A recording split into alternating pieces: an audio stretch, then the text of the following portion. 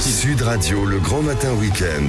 L'info Éco Plus, Didier Testo. Bonjour Didier. Bonjour Jean-Marie. Toute l'actualité de l'économie sur la semaine. Vous allez commencer par ce que vous appelez une leçon infligée par Patrick Pouyanné, le PDG de Total Énergie, aux sénateurs qui tentaient de l'interroger cette semaine.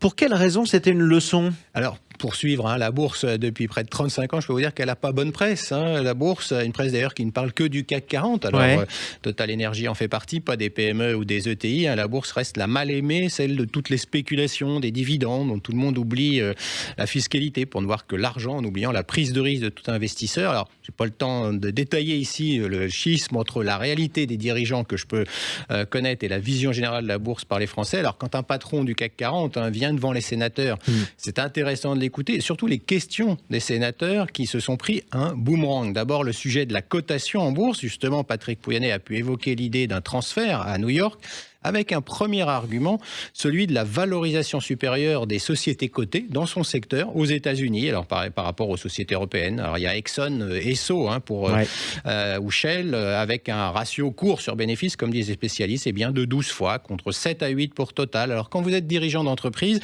vous ne pouvez pas ne pas voir ce genre de sujet de valorisation. Et puis l'autre thème, c'est la politique choisie par l'Europe qui décide de frapper ces entreprises afin qu'elles soient vertes ou ne le soient pas, comme si la transition énergétique pouvait se faire d'un claquement de doigts, quitte à fermer l'entreprise qui n'est pas verte, tout simplement parce qu'il s'agit de changer aujourd'hui les infrastructures. On sait qu'il va falloir des décennies pour se passer des énergies fossiles, pas juste une pompe à chaleur à la place d'une cuve de fioul, pour faire simple. Et donc, on oublie un petit peu qu'il faut financer la transition avec de l'argent. Alors, autre élément, Didier, là on parle de la bourse. De plus en plus d'investisseurs américains achètent alors que les Européens, eux, vendent des actions Total. Oui, j'ai envie de partager avec vous ici un souvenir quand j'étais porte-parole du gendarme de la bourse. Alors, ça remonte aux années 90 pour les plus anciens qui nous écoutent. Un avocat américain m'avait appelé pour me demander qui était Total, qu'il ne connaissait pas, et j'avais dû lui épeler le nom, T-O-T-A-L, j'avais eu du mal d'ailleurs, sacré parcours depuis pour Total, et le poids des investisseurs anglo-saxons au capital de Total Énergie n'a cessé de grandir. Les retraités californiens aiment notre CAC 40, pendant que nous refusons, nous, les fonds de pension, sous peine de mettre le pays à feu et à sang. Et puis avec la gestion passive venue des États-Unis, elle a pris sa place. La gestion passive n'a pas d'avis sur le lieu de cotation. Eh bien, cette gestion passive, aujourd'hui, c'est 50% du capital des entreprises contre 22% en 2010. Elle est contrôlée par 3 sociétés de gestion américaines, BlackRock, Vanguard, State Street, qui ont 75% de ce marché. Ces nouveaux actionnaires américains, ce poids se fait au détriment des actionnaires européens. C'est ce que constate Total Énergie et Patrick Pouyanné. Alors, tant que nos élites n'auront pas compris l'utilité, l'élite, je le mets entre guillemets, l'utilité de la bourse pour notre souveraineté, ils brasseront du vent. Faut-il laisser aux retraités californiens le capital de notre entreprise, comme on laisse à Microsoft nos données de santé? Ce sont des choix politiques. Non, alors à propos de cette audition, le PDG de Total explique pourquoi lui, il n'a pas construit de panneaux solaires en France. En tout cas, il a arrêté.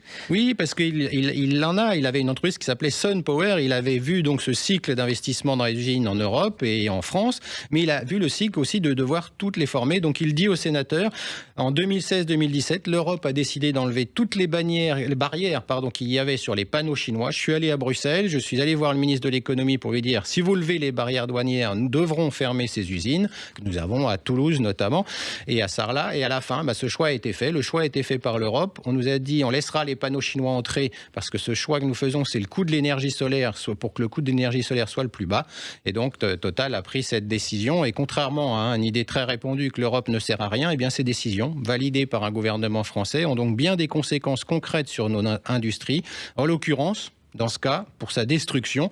Car ce que ne dit pas le PDG de Total, pour ne pas froisser sans doute les Chinois, il y a bientôt une visite ici, c'est qu'eux subventionnent lourdement cette industrie des panneaux solaires. Et aux États-Unis, où Total Énergie en fabrique, pour le coup, Patrick Pouyanné explique qu'il a un avantage fiscal pour cela. Donc on a le pragmatisme versus l'idéologie mortifère qui conduit à une concurrence déloyale au détriment de notre industrie. C'est pas moins d'Europe qu'il faut, c'est une Europe intelligente qui protège ses citoyens et exige la réciprocité dans ces échanges, parce que défendre les panneaux chinois n'apporte aucune garantie de prix. On le sait, comme pour les batteries électriques, une fois qu'ils dominent le marché, s'ils augmentent les prix, eh bien vous êtes mort. Patrick Pouyanné d'ailleurs explique qu'il s'approvisionne désormais aussi chez les Indiens. Oui, pour faire de la concurrence aux Chinois et faire un peut baisser les prix. Allez, Bruno Le Maire, le ministre de l'économie, et l'État en tant que tel, ne pourrait-il pas s'opposer à une cotation de Total Energy à New York?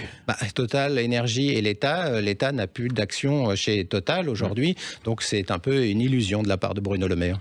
Effectivement. Merci beaucoup Didier Testot. On vous retrouve samedi prochain pour une nouvelle minute d'information. À bientôt, et je rappelle que toutes vos informations sont à retrouver sur La Bourse et la Vie TV.